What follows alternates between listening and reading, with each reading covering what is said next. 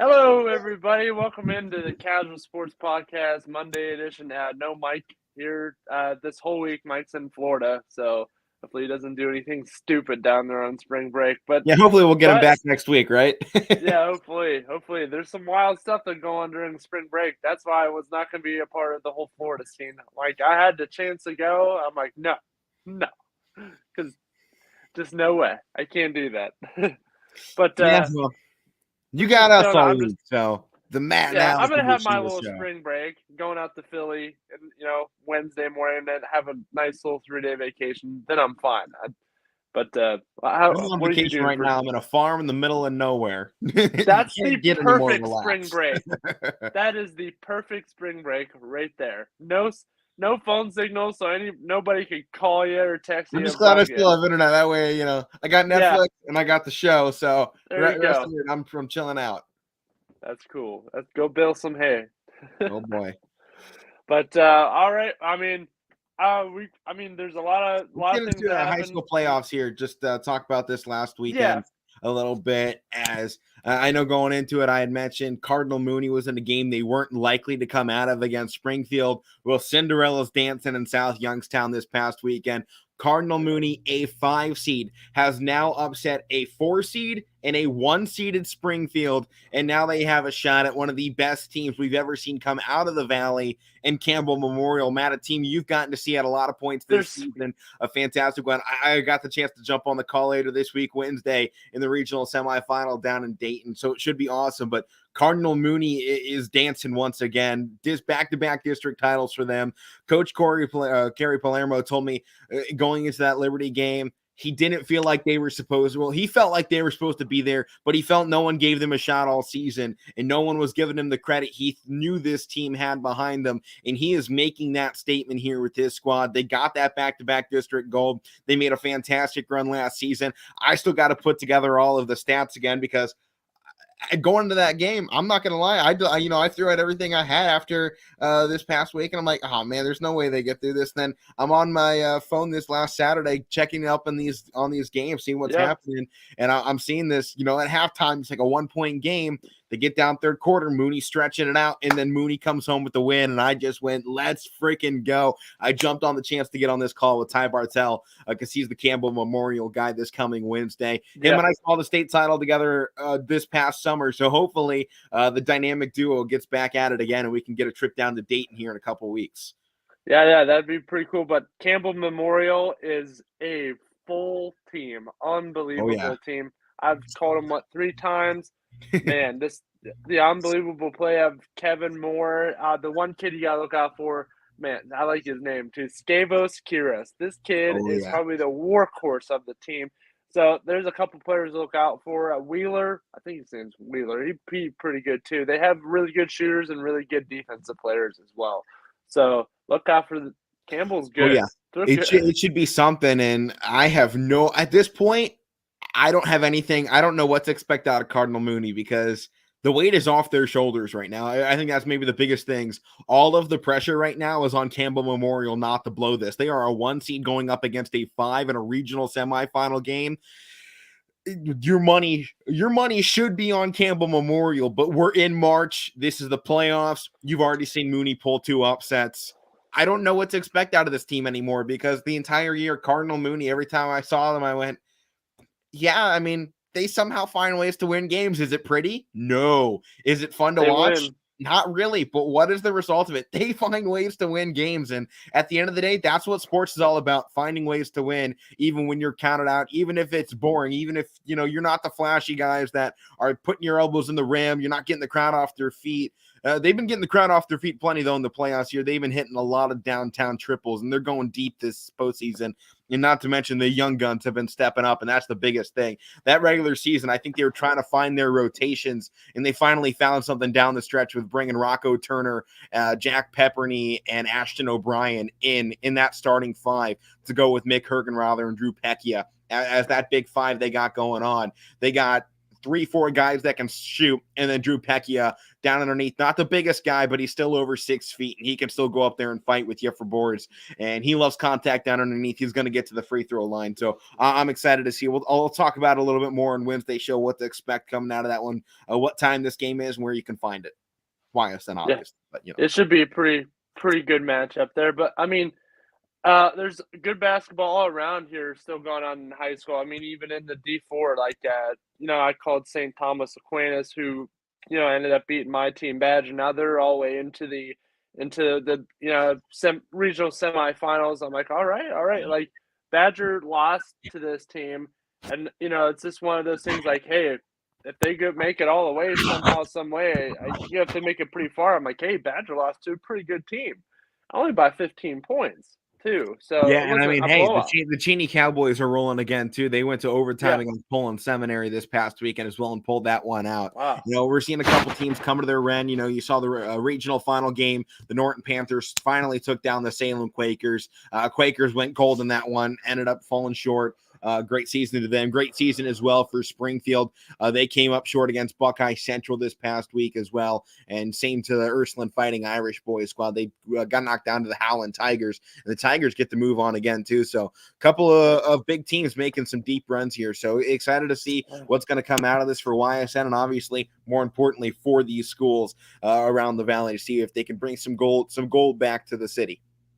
Oh, yeah. At the end of the day, I mean, you're bitter rivals throughout the season, but once you get down to states, you're rooting for those local boys to come through.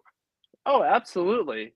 I mean, they're right down the street. Like, if the school's right down the street and, like, your rivals, but they make it, it's like, you don't want to be like, oh, I hope they lose and stuff like that's you just got to it's the same, if you're in a conference, Ohio State, Michigan. I was hoping Michigan brought some gold back to the Big Ten this past football season just so Ohio State could go beat them the next year, and be like, hey, I beat the defending national champs. That's what you want. You want to be able to say, even if, hey, if my rival, I beat them twice during the regular season and they're playing in the Super Bowl, Browns, Bengals, I want to say, hey, I beat one of those two teams up there in the final stage. It's one of those things you like to see. It's just like, hey, I saw what this team made of. If that's the goal for this division, that's what we need to be next season. That's where we need to be, and that's how we need to play. So I think, at the end of the day, it's all about these kids bringing gold back to the city of Youngstown. Oh, yeah. And surrounding area, too. I mean, it's not just Youngstown at this point. You got Howland, Warren, obviously, up there near Kinsman, Brookfield. I mean, going south, you got Boardman, Springfield, Austintown, Canfield. I mean, we got stuff all around. Struthers, Campbell, obviously, one of my two teams I'm seeing. And it should be a fun stretch out for the rest of this year. But, Matt, I think we got to move on here to our next set. NASCAR, man. This Las Vegas. I'm repping Hendrick Motorsports right now. Oh, yeah. This is still from the Sprint Cup. This is actually a Dale Earnhardt Jr. Jacket, but I figured Alex Bowman was the replacement. I know he's no longer in the 88, but he was the original replacement and really the start of this youth movement in Hendrick Motorsports, and he came out with the win this past Sunday. This was great. I think it's easy to say, though, Kyle Busch got robbed, straight up robbed. I hate Kyle Busch as much as the next guy, but he was robbed out of that win in that one thanks to that late spin. And great job to Byron, to Bubba Wallace getting out of that crash. I mean, that avoidance there, unfortunately, he couldn't keep it off the wall. But to have that ability just to get out of the way of that car coming up the track, that's a bad situation to be in. I mean, that's one where, the broadcasters go silent for a couple of minutes while you're waiting for them to pull a body out of the car because you want to see if that guy's still moving around. So give credit to Bubba Wallace for avoiding that late crash in there. But Kyle Busch, a guy that, I don't think we had on our list this past weekend to win it, but he's always been one of the best drivers in NASCAR. And I was surprised, actually, how much speed these Toyotas brought to Las Vegas because it had been the Fords for so long dominating this track. But I think you've seen it a little bit this season. I don't think Ford's going to be as dominant as they have been. Their car is just, when it went on the long runs especially, and even short, I mean, there was no point where the Fords looked like the best cars on this track. Chevy, throughout this entire season so far, still early, just a couple races in, 3 races now, Fords have looked bad. Chevys have looked very fast. The field is dominated by Chevys right now, and you have your usual favorites coming out of Toyota. So I'm really saying Hendrick Motorsports is going to have perhaps one of their best seasons with the way their Chevys are flying this year. Yeah, I mean Hendrick Motorsports, they're always in the thick of it. But this race was a pretty good race. I caught the tail end of it when I got home yesterday. But I mean, a bunch of guys you see in this. I mean, Kyle Larson was always there, and that was an overtime finish, by the way. I'm like, Kyle Larson was Yeah. there. I'm like, oh my Oh, gosh, that was a great and finish. I mean, the fact that that was a drag, yeah, you don't see that in NASCAR anymore. no, It's always one car. They'll take the lead, and you have to find the other one trying to draft and get around and through the corners. No, these two Hendrick Motorsports cars were dead even. oh, And yeah, at the end of the day, I think it came down to Bowman just having that right lane at the right moment, came out of the corner a little bit better than Larson, and just took that final turn. And once he got that push that late in it, there was no coming back. And in that situation, I would have hated to have been Kyle Busch, because you go perfect and then your crew chief makes the mistake of saying I'm going 4 instead of 2 and costs you the race. And it cost him, 4 or 5 spots coming right out of the pit lane. And I think they hit some guys with penalties. So he jumped back up there. And I think that 4th spot and got stuck behind Bowman, who at the moment just had more speed. And that was a really great race. I haven't gotten to sit down and watch the full extent of a NASCAR race, but there was a big get together here out where I am. And it was the thing we had on TV during the afternoon. So, I mean, it yeah. was on during the entire thing. And it came down to it. And it was like, this isn't the race I expected. I love these new cars because I think it's been really giving These new smaller cars are teams sweet. a really great competitive advantage. I should say it's really gotten rid of the competitive advantage you see with the big name cars, because I mean Ross Chastain was up in first place for a huge portion of this race, and I mean Eric Almirola is getting up there. I know he's a bigger team, but I mean these aren't guys you normally see. I mean Ross Chastain finished 3rd place ahead of Kyle Busch. I mean you had Almirola, Tyler Reddick, Christopher Bell, by the way. Christopher Bell. Fantastic race. That was fun to watch. Corey LaJoie got up there in the top 15, along with Harrison Burton. And I mean, some of your favorites you've seen over the last few years. I mean, Brad Keselowski, a guy who's always been great at on fast tracks in a Ford, finished 24th in this race. And there was a lot of wrecks. No one got through this thing unscathed besides Ross Chastain. I think he was the only one that had a clean car come out of it. But I mean, Bowman was in accidents, Larson was in accidents, Kyle Busch, probably up there for Beast of the Week this week. At least one of a potential guys. I mean, starting out 37th, got involved, I think, in 2-3 different wrecks, and still finished top 5. Ryan Blaney, and he couldn't keep it off the wall. And yeah, I mean, Blaney he led for a little bit, though. He led some laps. A little bit, but I mean, where did he even finish in this race? 36th. Okay, yeah. He got involved in one of those accidents, but Blaney, at least to start the season, and this is really going along with the Fords. I was talking to my brother about this a couple days ago. He follows NASCAR a little bit closer than I was, and he's just like, the Fords haven't had any speed, and I'm interested to see how they are designed once they go to a road course, because obviously that's where Chase Elliott and a Chevy has always been great, and you have a few different road course guys that you expect to go and dominate those kind of races, Larson being one of those in another Chevy. So I want to know if the Fords can get anything there, because so far the Fords, I don't think this season have really shown us that they have the speed to win races this year, at least in a long. If something goes long, it's going to take something about how Alex Bowman won this race: a late caution, good pit strategy, and just having enough speed. Oh, yeah, the pit work was great. Like that's where most drivers the pits won it get for in a Bowman. position to win. Yeah, that's where most drivers get in a position to win in the pit. And I mean, you talk about Christopher Bell. I've seen Christopher Bell and in outside of NASCAR and like dirt car racing and stuff like that. And that kid was a stud back. I remember when he first got into a sprint car, and it was like a rookie for sprint car race. Now here he is, cracking through that NASCAR a little bit. Finished in top 10, and of course Chase Elliott. I really like Tyler Reddick as well. Tyler Reddick is probably one of the future stars of NASCAR. He's going to be up there in the mix. But, I mean, pretty good race. I mean, Austin Dillon and Kevin Harvick, who I picked, one of the few drivers I picked to be up there to win this race, I mean, finished, 11th and 12th, so they're right there with it as well. Kevin Harvick kind of had a bad Daytona 500 and didn't finish very well, and he finally came back last week at, Fontana. Now here he is again. It's only a matter of time before Harvick gets back into victory lane. So I haven't been watching it for a while, and finally just picked up watching it in the past couple of years, and a lot of people say, "Oh, it's a boring sport to watch." It's actually cool to watch. It's actually cool to see how it has progressed over the years. So I like it. I enjoy NASCAR. But, yeah, definitely should be something to watch. And obviously, I think they got some dirt coming up here soon, as well as some dirt car racing for NASCAR, yeah. which is always interesting to see, at least. So excited to see what the rest of the NASCAR season comes of it. After this week, 2 picks in, we all go 1-1. None of us got one of the top drivers. I was close. Larson, we got we second. all almost had Larson. So yeah, almost. But what do you say we jump into college basketball here? I'm sure we'll fill up some time talking some Big Ten. I know your team lost to that team up north yesterday. yeah, I'm sure we're going to cover Big Ten on a later day. Their tournament doesn't start later. I got college basketball all ready to go. These are conferences that are wrapping up here today or either in the Final Fours. That's how we're going to roll with this. We got 8 conferences to go over every day of this week for the first 3 days, and then we'll see how things develop down Friday, Saturday, Thursday, Friday, Saturday, and obviously Sunday. Conferences wrap up. March Madness brackets get revealed, and we're a go. So it's going to come down to it real quick here.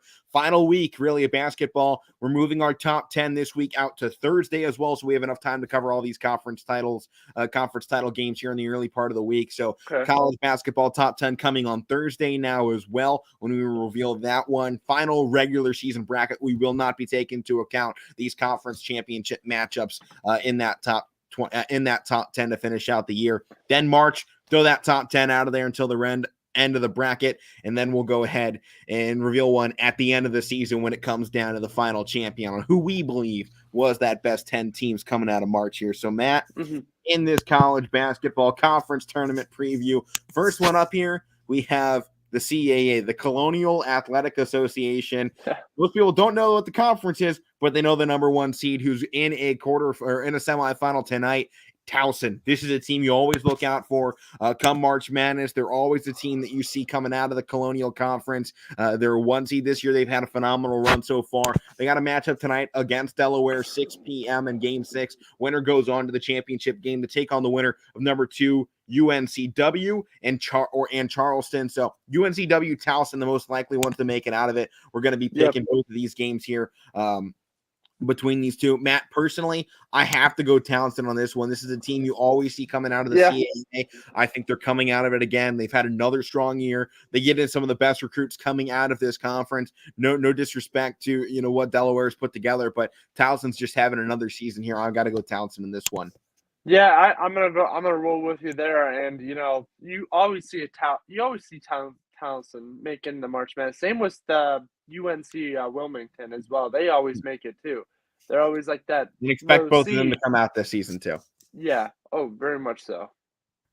I mean, Towson at this point, 25-7. You have UNCW at 22-8. They've both played phenomenal basketball, both 15-3 in conference play. And I'm not expecting a huge fight out of either one of their opponents going into this. I mean, Delaware's a 20-win team as well. Charleston 17-14, but Matt, on the other side of this one, when it goes UNCW versus Charleston, so Wilmington versus Charleston in this one, I love the Carolina matchup, but I got to go UNCW in this game as well. So I got a Towson UNCW championship coming out of it, and I think regardless of who wins, I think these are both teams you see this coming Sunday get put in that March Madness bracket, or at least they better be, because these are two teams you always see making that stand. Yeah. Are you going UNCW as well? Yeah. I thought I just said that. I'm sorry. It's all good. No problem. Yeah, but, this will be a good one. And obviously that matchup between Towson and UNCW will be must-see basketball. That one would be tomorrow, a 7 p.m. game on the CBS Sports Network. These games today, as well for CAA, are also on CBS Sports. So if you want to catch those games going later today after Power Hour, and obviously after all our shows wrap up, feel more than free to do that. Should be some great ones. Don't forget to check back in with that one tomorrow. Try to. Obviously a lot of sports to get to, though, in these next couple of days. So we'll see how things work out. Moving on to our next conference here, the Summit League. Everyone has been paying attention to this one, I think, because we got a couple of fantastic teams sitting in the top standings here. South Dakota State is going up against number 5, South Dakota. Then on the other side, North Dakota State's going up against the team that everyone remembers from last postseason, Oral Roberts. led once again by Max Abmas, the team that upset my Buckeyes, the best 15 seed in the history of basketball. Yeah, and you even so it's gonna be sweet to see. But going into this one here, the semifinals today, 6 p.m. Championship on Tuesday at 8 p.m. First game, South Dakota State, South Dakota. To me, Matt, this is as simple as it comes. South Dakota State has been phenomenal this season. I think once again they are coming out on top. And I got a feeling on the other side of this one, North Dakota State versus Oral Roberts. I think out of last season, what you saw out of what this team can do come March and what this team is made of in tournament play, if their shots are falling, no one can touch them. I know North Dakota State's been a strong team this year, and they haven't really got the recognition I think we've given South Dakota or Oral Roberts to this point, and maybe they should have. They got the higher seed than Oral Roberts, but coming out of the quarterfinals, it was a 20-point win against Denver for North Dakota State and just a 12-point win against Western Illinois for Oral Roberts. But I think this team, if they can get hot shooting, they're going to take this game handedly. I got a South Dakota State versus Oral Roberts championship game coming up in the Summit League. Yeah, I'm going – see, some of these picks are just going to be clear cut. I mean, we'll probably South Dakota State over South Dakota, definitely. North Dakota State, though, they are the favorites to win this one. So I don't think this one's – I think it's the first time we've seen one that's not clear as day. Now you got to make a decision here, North Dakota State and Oral Roberts. Yeah, I mean, I kind of want to go with them from what – I mean, I've seen Max Abmas play, but, I mean – Well, that's the other thing. We have seen this team play. We've seen them. Haven't seen this North Dakota State team play. I mean, when you saw Oral Roberts last year, pretty much the entire roster intact this season. North Dakota State, though, since you haven't seen them, 12-3 at home, 9-6 on the road, 13-5 in conference, 22-9 overall, and on a 2-game win streak. Oral Roberts, 12-6 in conference play, 19-11 overall, 10-5 at home, 8-6 on the road. That's your breakdown between these two teams. Man. I don't know. I like Oral Roberts. They're kind of like a Loyola Chicago, like from when they started out. Now Loyola, who's in it again, second consecutive year, we might see this with Oral Roberts now. Yeah, like Loyola is definitely turned into a team you always expect to see come March. I mean, this is how many seasons in a row at this point they've made that? 2 now. It was 3 out of 4. They didn't make it the year after they went to the Final Four, but the year after that, which was last year. 3 out of the last 4. I mean, you can't get much better than that for a program that really isn't supposed to be there. I mean, we're talking about teams at this point that aren't expected to make big runs. They're expected to be first round exits. These are teams that you don't expect to make those runs. Oral Roberts did that run last year. Interested to see if they don't come out on top of the Summit League. I don't know if they get a spot in this year's March Madness. I mean, 19-11 record overall. If they don't hit 20 wins and beat North Dakota, I don't know if we see them in it this year. So it might be, South Dakota State and North Dakota State being the two coming out of the Summit League this year. And remember, you only get that guaranteed spot if you win this tournament. So Murray State already clinched their spot, and oh, shoot. Who was the other one that won it? It was out of some – Loyola, and then there was one more. I saw it this morning. Man, who was it? Just rolling through all the – I know what – know what conference it was? No. There's so many freaking conferences. Yeah, it was Longwood. Yes. Longwood, the Lancers. They punched their ticket to the dance. They beat USC upstate. That's what it was. I was just like, oh, man, I know who this was, too, because I saw it. But, yeah, so only a couple of teams have officially punched that spot to the big dance. So excited to see what we see coming out of this one against it. But, I think, to that, we've both taken the same teams. And I guess with that as well, we could say South Dakota State versus Oral Roberts. I think I have South Dakota State coming out of that championship matchup. They're good. I think they've been really strong, and I think Oral Roberts, similar to Loyola after their big run, going to have a year off, and I expect to see them back next season. Obviously, you're not going to have Max Abmas again after this year, but I got a feeling this Oral Roberts team, they've made some noise. I think they're going to get some nice recruits coming to town, knowing who this team is now. Mm-hmm. They should. But yeah, I mean, hopefully. I mean, that's all you can hope for at this point. But over that's what happened with Loyola. Horizon League, Youngstown State's conference, unfortunately, both the men's and women's have been eliminated. Before we go into this one, congratulations to our teams at YSU for giving us one hell of a season. I mean, obviously some disappointing ends to it here in the playoffs, but hey man, they fought a good chunk of this season to get where they were, and obviously the men's team got completely stunned, came out unprepared for that one. But our women's team this season, one hell of a team, and I'm excited to see what they can do back next year. I mean, they got a lot of talent coming back to Gwin City, and I'm excited to see what they can do. Yeah, me too. But so congratulations to those teams. Yeah. Hey, it's not every day you can pull off some wins in the tournament and have 20+ win seasons, and I think that's the biggest thing. I want to say this was one of the best seasons YSU's women's basketball team has ever had. So regardless of that tournament outcome in the Horizon League, one hell of a season for those ladies. And shout out, go YSU. I got a couple of different brands on under here. I got, obviously NASCAR. I got NBA. Then, underneath, I am repping the Penguins still. So a bunch of different sports here to represent on the show this week. Unfortunately, we won't be seeing Dale Earnhardt or the Penguins anymore this year when it comes to basketball. We got the Cavs driving. we both got the Cavs though. So going into the Horizon League YSU's conference, you got the women's semifinals going on today. IUPUI in Oakland, and then on the other side, Green Bay versus Cleveland State. In the men's side though, Cleveland State also in it against Wright State. And for me, Matt, going into that game, Cleveland State, why do they just always seem like the single best team coming out of the Horizon League seemingly every year? At the moment, they're poised to get a 16 seed. Do I think they're going to pull an upset? No way, no how. I don't think it's going to happen if they're the ones coming out of it. I don't know if this Horizon League has somebody strong enough this year to pull off a 1-seed upset. I mean, considering it's happened just once, and that was from the Golden Retrievers of UMBC, the good boys. I don't think it's going to be happening again anytime soon. That takes a special run and a highly overrated team in Virginia. Yeah. But hey, speaking of UMBC, they might get back in. Yeah, they got another shot. Yeah, I believe we're going to be talking about that one coming up here at some point. I don't think that's today, at least, but it is coming up here. So don't worry, we'll talk Golden Retrievers at some point. That's the American East, I think. American East. We are talking American East. Geez, I have too many names on here. We got a disoriented broadcast this week. Man. The American East is Wednesday is when their conference title weekend starts. So we'll get into that one then. But in this Horizon League, Matt, I got Cleveland State winning this one against Wright State. Good season so far by those Wright State boys, but 19-13 overall. They struggle on the road, and so is Cleveland State. Everyone really did here, which is why I don't think anyone's making that push into March.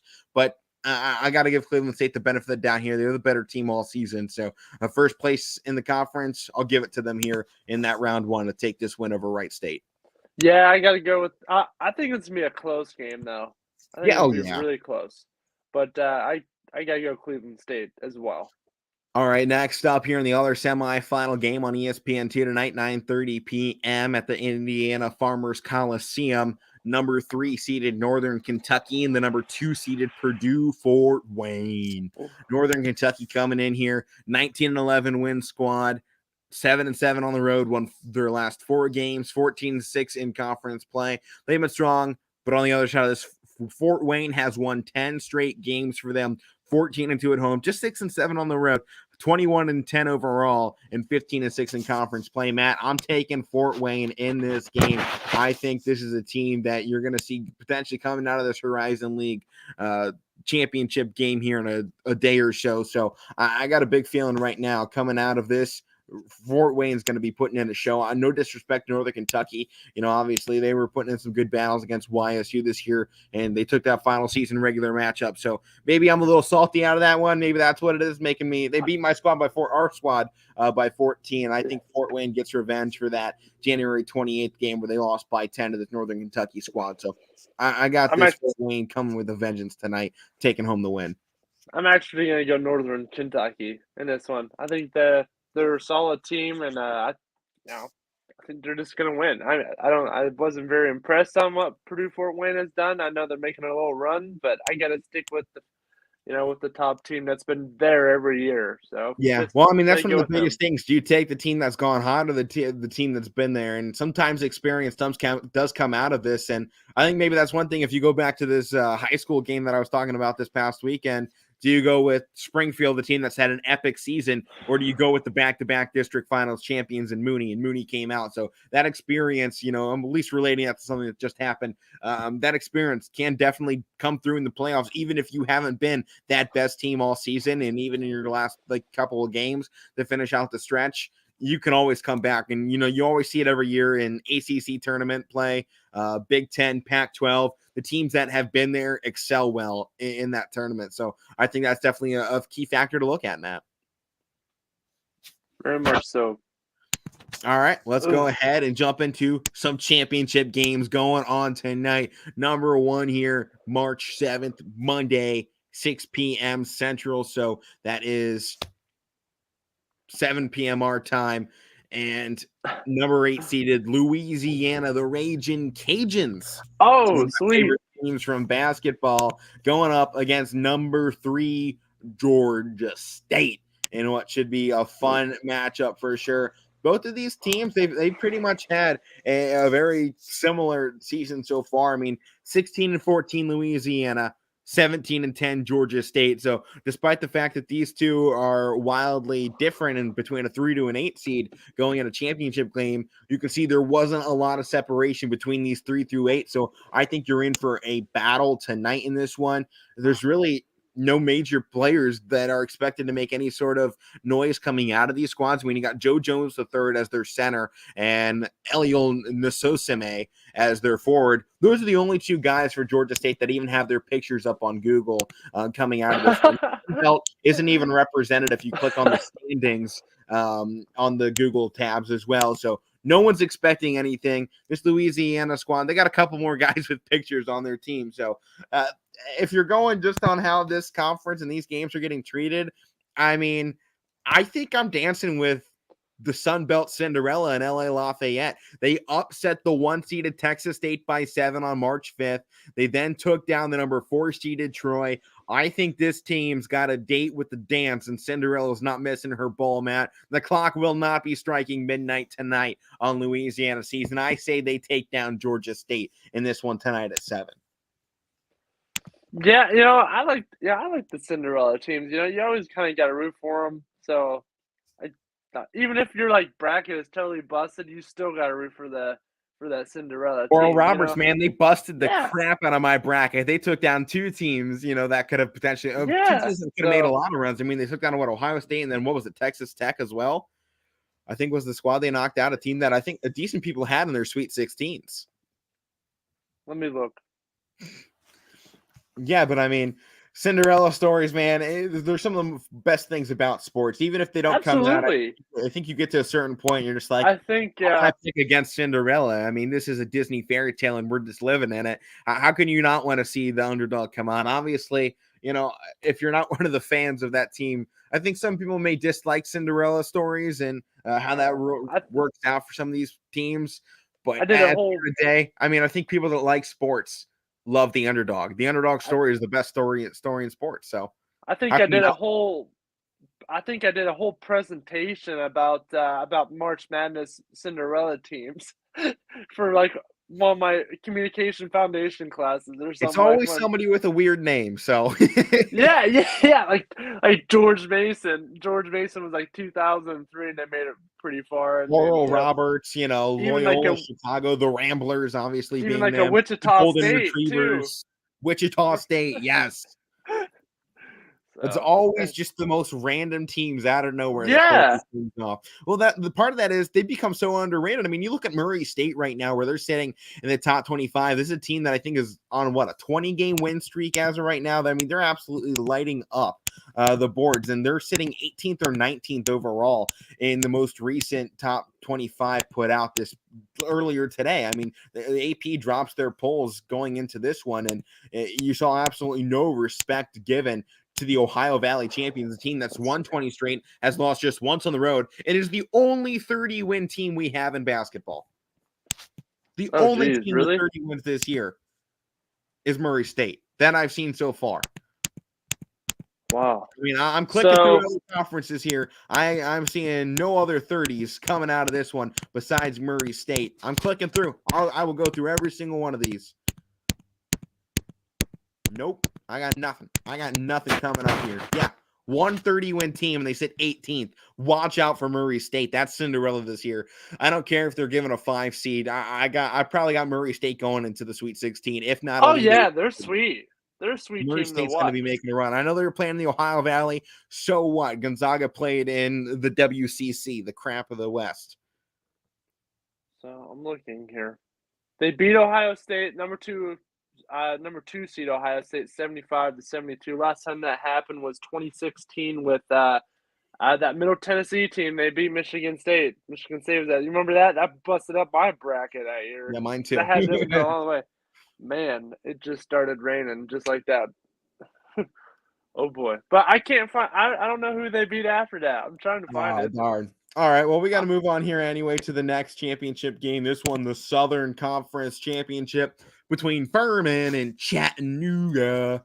Two teams that I really like. Chattanooga. I've been keeping an eye on the Southern Conference this season. I think they got some solid teams going down south there, and coming out of this one. I mean, these were the two top seeds. They both made the run into this one. I mean, this is a conference that has a few teams that have made some noise in the postseason. I mean, Chattanooga, Furman, Samford, Wolford, VMI, Mercer, Citadel, WCU. They got a couple bracket busters here in this region. So I think you got to watch out for one of these teams. I got Chattanooga going big over Furman tonight. I really like this Chattanooga team. They have had a great season, and they've really just been pushing the pedal down these last few weeks, and including here in the postseason. After a 5-point sluggish start against the Citadel in that first win of the Southern Conference tournament, they came out against the 4-seeded Wolford and beat them by 23 points. I don't think Furman has a chance tonight. Last game of the season between these two, February 12th, 64-58, Chattanooga took the win. I think they take back-to-back here. I think they sweep the season series. All two matchups have been close. I think Chattanooga takes it a third time, though. Yeah, I like this Chattanooga team. They're from Tennessee, right? All right. I like Tennessee, yes. Okay. Well, I like this Chattanooga team. I think I was about maybe a half an hour away from Chattanooga when I think we were going down to North Carolina a year ago. I think so. But it's a pretty nice day. But, I mean, they're a pretty good team. We've talked about them a couple of times on the show earlier. So, yeah, I mean, you got to go with them too. Yeah, give it to the Mocs. That's what they are, the Chattanooga Mocs. That's why I'm saying they got a chance to make some noise here in the postseason. The Chattanooga Mocs, they got a weird name. I think they have a potential for an upset. It's always the ones with the weird name. Right, that's what we're saying. It's always the weird names that pull these. I got look now. I just got look. Got to watch out, but we're both going Chattanooga out of that one. We got one more conference to go here in championship games tonight. This one, the ASUN Conference, formerly the American Southwest Conference. They have since changed to just the ASUN Conference. So this is the ASUN championship game. Tonight we got Jacksonville and Bellarmine in a championship game, and definitely a weird one, right? I mean, Jacksonville was a 2-seed. Bellarmine was a 2-seed. I like Jacksonville, man. They're undefeated at home. They've been bad on the road, but here in the postseason, they seem to be doing something. And I know you're not supposed to make your picks off of what these teams are called, but it's either the Bellarmine Knights or the Jacksonville Dolphins. And I don't know. Dolphins used to be one of my favorite animals. So I'm going Jacksonville in this one. I think both these teams are neck and neck. And, they both upset number 1 seeds in this conference because this one's broken up. It's actually one of the only college conferences you have broken up into 2 different sections, and you saw Bellarmine take down Liberty, Jacksonville took down Jacksonville State, and I think they're both coming to this one with wins over 1 seeds with all the momentum in the world. This is a coin flip to me between these two teams on what could potentially happen out of it. So I got Jacksonville taking down Bellarmine. Yeah, I'm going to go with them as well. Well, Matt, we pretty much lined up just about perfectly even. The only one we disagreed on here was Fort Wayne in North Carolina. So, what about Northern Kentucky? Yeah. So, bit of a different one here, but we've actually got one more conference to look at. We'll look at one of the Big 5, or I should say Big 6 here at this point here in a minute. After we look at pardon me, things are messing up here.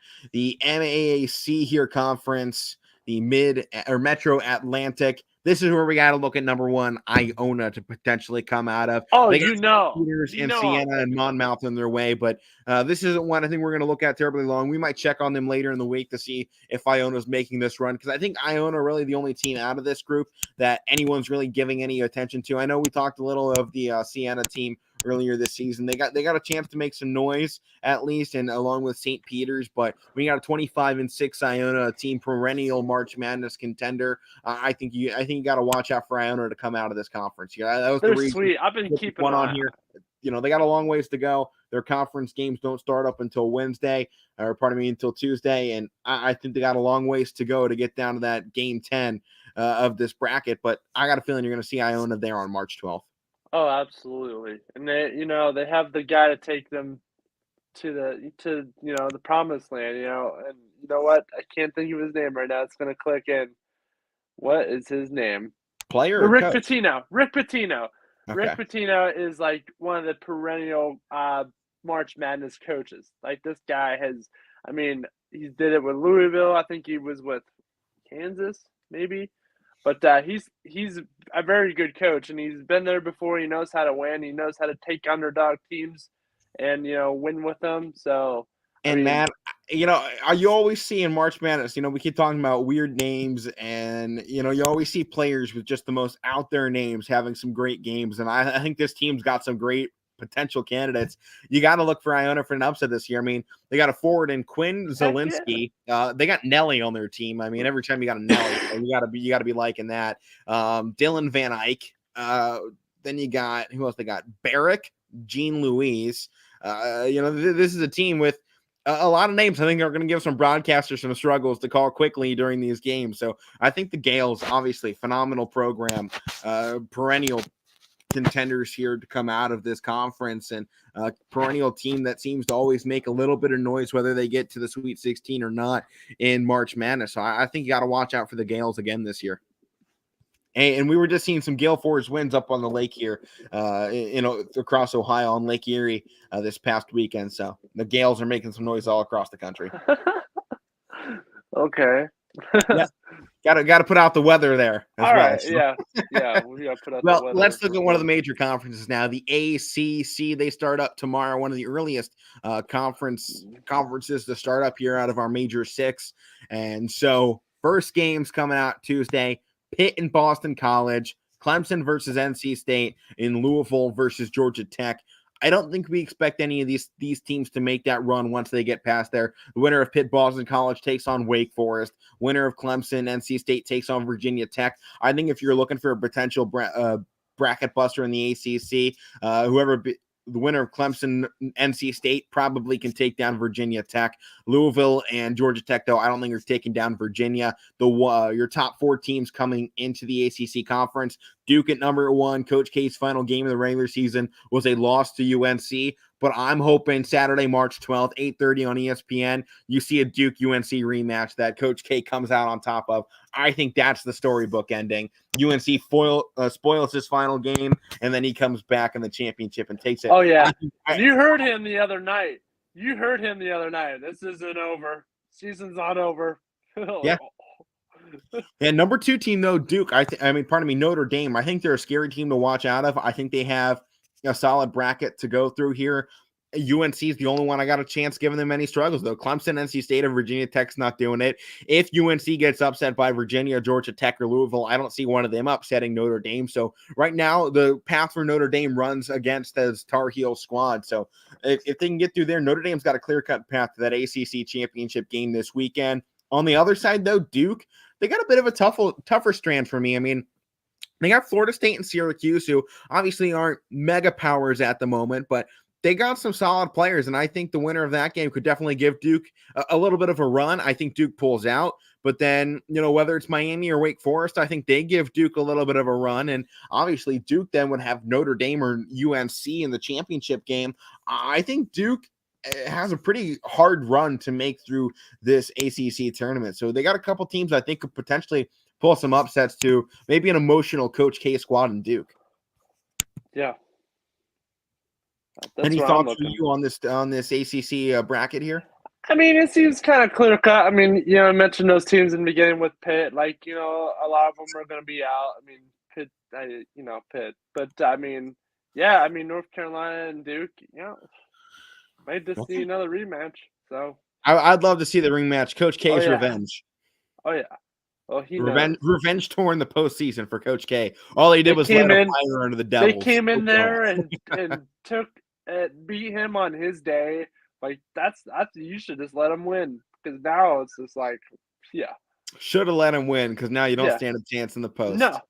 All right, Matt. Well, I'll hand the show back over to you to finish things down. We'll go NBA here, I believe, is what you got lined up next. Yeah, we got NBA. We got some hockey in basketball here too. this week. Yeah, but let's start in here with Bulls versus the Sixers. I'm gonna be seeing the Sixers team this Thursday. I play the Nets, so that's gonna be a huge game. But that's why I really want to talk about this team. I mean, they have rebounded a little bit, after that whole Ben Simmons things, after that whole, I bet you it lifted a lot of weight. Got to this point without Ben Simmons, and now have added James Harden a lot of weight from their shoulders, man. Yeah, it lifted a lot of weight from their shoulders. Like, they were always stressed. Everything was going on Embiid, and the Embiid still playing his heart out. Like, and he's still like if this guy doesn't win MVP, I don't know, because he's definitely put on an MVP caliber season. Like, you just have to say that. Like, no Ben Simmons. Now they get James Harden in there, but without Simmons, he was doing it all by himself, and they were still a contender. Now they're. I mean, you add James Harden in there. Now this team's a lot better than the Nets were with the big three of KD, Kyrie, and James Harden. Even with the addition of Ben Simmons, I don't think that does anything for the Nets. The Nets right now are about as bad of a franchise as you can ask for. I mean, they put together perhaps the greatest biggest what if in the history of the NBA, and never got to see these guys hit the floor. And instead, you saw Nets fans get their hope up, and then their pockets folded inside out, and practically the city of Brooklyn got mugged by this. Yeah, they did. This is a classic New York mugging. That's what it felt like. I mean, you put all these guys together, you take all the fans' money, and then you throw it all out the window. This was one of the biggest scams, I think, in the NBA's history. Yeah. With just this entire. Said it. This was an embarrassment, I think, for the Nets franchise. It really was. It really was. But let's go into this game here. Yeah, we only got 12 minutes left on the show. Yeah. Bulls versus Sixers. This is gonna be a pretty good matchup. I don't even know who to pick. I might have to get that quarter out again and flip it. But Bulls, a very good team.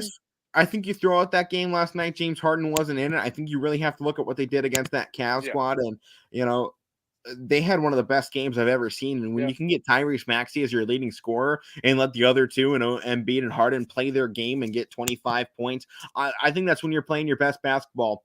This even came down with the Lakers the other day when LeBron put up 56 points.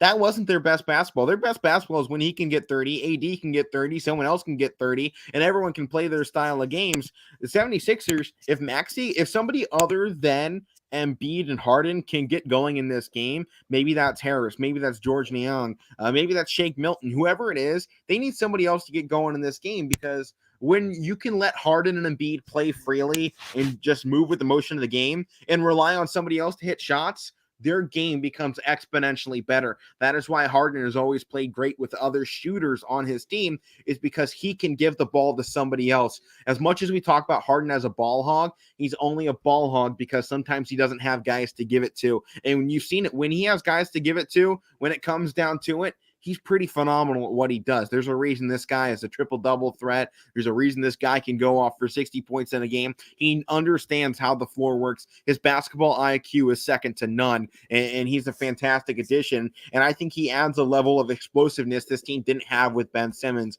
And basketball IQ, you definitely didn't have with a younger Ben Simmons. I mean, Harden has been in this league for a while now. I think that's something people forget. He's been here. He knows what he's doing. Years. I mean, he is a veteran at this point of the league, and Ben Simmons is still a young guy finding his place among the ranks. So to me, this is the 76ers game to lose. The Bulls, they're coming in on a 4-game losing streak. I'd like to see that get broken here, but they've had a tough go of things lately. So I think they probably drop one more, get back into the swing of things against the Pistons. And I think this Saturday against the Cavs is going to be one hell of a matchup to see who's got some momentum. And you saw it just last night for the Cavs, Jared Allen out for an unknown period of time. So yeah, I know. The Sixers winning this game, though. Yeah, I'm going 76ers as well. But yeah, hopefully Jared Allen is all right. Obviously, he's out indefinitely. But Ed Davis came into that game after that and just took it by storm. Ed Davis. Yeah, remember, Ed Davis is the one that mentored Jared Allen to really and helped him get to what he's become. So don't forget Ed Davis, because he had an integral part in that Brooklyn Nets run to the playoffs before the acquisitions of the big three. Yeah. So that's the biggest thing. That was before the acquisitions of all those guys. That team made a strong run without them. Yep. But let's go and move on here. We'll make a couple quick picks. I know you like to talk your Lakers here. So Lakers, Spurs. Oh, you got the LeBron team. Your LeBron team. That's why I give you that LeBron Cavs jersey that you're wearing right now, because I know you like them, and I never wore it. So, but I'm not the biggest fan of them, but that performance the other night, or what was it, last week or something like that, that was just unbelievable. And, I figure we should talk about them a little bit more. And, are they finally getting over a little bit of a hump? A little bit. Are they? To me, Matt, the answer to that one is no. I don't think they're getting over a hump. I think we found out yet again that this team solely relies on LeBron James to basically be the god of basketball and have to completely take over. I mean, it's become very apparent this season. LeBron has no one to pass to, and he has no one to blame but himself for this. I mean, he put together this team in Los Angeles. He built this squad, bringing in some of these guys. But I think we all kind of said at the beginning of the year, the acquisition of Russell Westbrook was terrible. LeBron has always been best surrounded by shooters, not other stars. He's an athlete. I'll give you that. He's probably one of the best athletes I've seen, but he cannot shoot. Russell Westbrook has the confidence of Steph Curry, but has the shooting ability of Shaquille O'Neal. And Ben Simmons. Yeah. But he'll put up 30 shots a game and put in 9 of them. You're wasting 20 possessions with Russ on the floor, and that's something in the modern day NBA, you can't do that. 10 years ago, you could do that and win games. You can't do that anymore when you got everybody and their grandma putting up threes and sinking them in here. Russell Westbrook is becoming the liability. He's been a liability for years now for teams. There's a reason why Russ never has any success wherever he goes. Yeah, cool. Triple-double threat.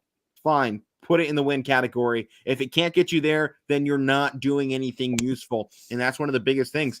And with LeBron this season, his assists have taken a dive because no one else is making shots. He took this game into his own hands against the Warriors, a team that, he's obviously had a long-standing, tradition rivalry against this team. And that's one spot I think he's tired of losing to. I think he's tired of making this a problem. And I hope the Lakers can make a stretch run down the stretch of this season, because they're fun. I mean, watching LeBron James in the postseason, I don't care who you are, you're always watching to see what this guy can do, because he has carried the absolute slummiest of teams to a championship game, whether that was the Cavs a few seasons ago, the Cavs in 2007, 2008, 2007. They got destroyed by the Spurs eventually, but they made it there. Performance, and that was LeBron James pulling up guys like his number 2 guy was Daniel Gibson. I mean, Danny G is a great player, and you always love Boobie Gibson, but LeBron James, as I said, is not his best when he's around other stars. He plays phenomenal. I mean, there's no doubting that. You saw what him and AD did, but he's best when he's got to carry the weight of a team. When this man has to be Jordan, he can do it better than anyone. Better than Jordan himself. When he has to be that Michael Jordan character, he can, and he will. He's just never wanted to. Yeah. I think the age is getting there as well, and he's like, I'm just too old to do this. But he had to do it. I think I'm too old to carry a couple of slums right now. Yeah, but he really wanted to be Golden State, into the sunset. He can bring it out here and there. That's what he did against Golden State, because, like you said, I'm sure he's sick of that. But let's make a pick here.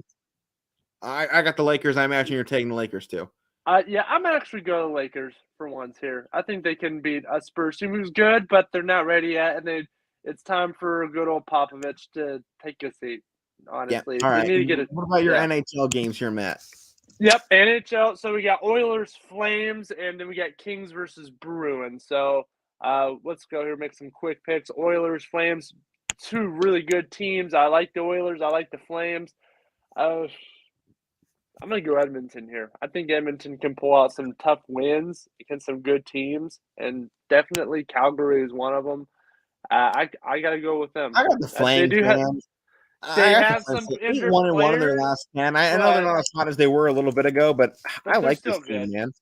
Oh, I like the Flames too. They're sweet, and guess who they just beat the other day? Colorado. So yeah, I'm gonna go with a little bit of an upset here though. Edmonton has played a couple tough teams, and it's just going to get tougher and tougher on the road to the playoffs from here on out. So they have to win games like this, and I'm going to go with them. But let's go ahead. Let's go Kings versus Bruins. I think you know who I'm going to pick in this game.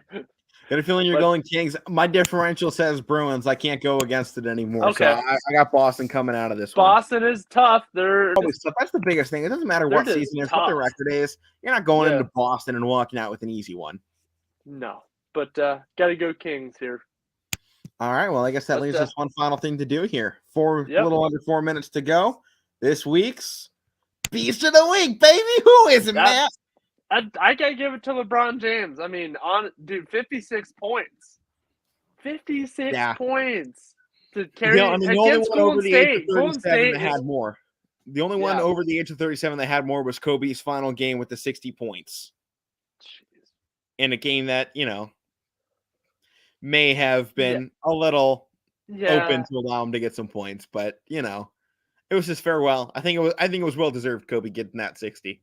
Yeah, it was. But he did. I mean, for LeBron to do what he did the other day, though, I mean, double as well. Don't forget that. I mean, with the 10 rebounds in there, he was putting on one hell of a show, and that's the LeBron you want to see. Come June, that's the LeBron you want. You want a guy that is going out there with no remorse for human life and putting it down on your head, throwing down what he's got. And at the end of the day, I think the LeBron that we saw there has to be LeBron we see for the rest of the season. Enough team basketball. This is maybe the one thing you can say where LeBron has always excelled is team basketball.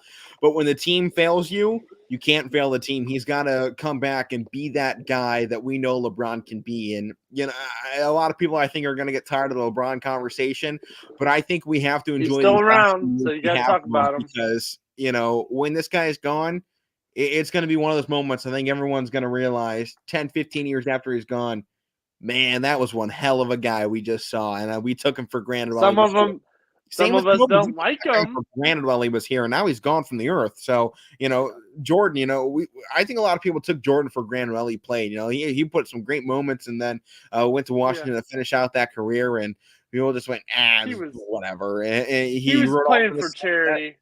Yeah, he was. He was the owner. He was one of the owners of Washington, and he saw what Mario Lemieux was doing. He came back and with the Penguins, and they were good friends. He's like, "Well, I'm going to go do the same thing." So that's why. Yeah, but I mean, I think you take some of these best players for granted, and I think these last few years when you've been seeing some great athletes leave the sports world, I think we've gotten to that point where it's realization. Tom Brady just left the NFL. We need to enjoy these last few years of our greatest. I haven't even had that come to realization yet. You're not going to see Tom Brady in a uniform next season. So I think we have to get to that realization. We're coming for a different era, and I think we got to enjoy the last minutes of this one while they're still here. Yep. Yeah, that is true. But we're running out of time here, so that's going to be the end of the Monday edition of the Casual Sports Podcast. We'll see you here tomorrow, and be sure to watch the Power Hour come up here on YSN Live. See ya, everybody. I'm Alek. That's Matt. Peace out. Yep.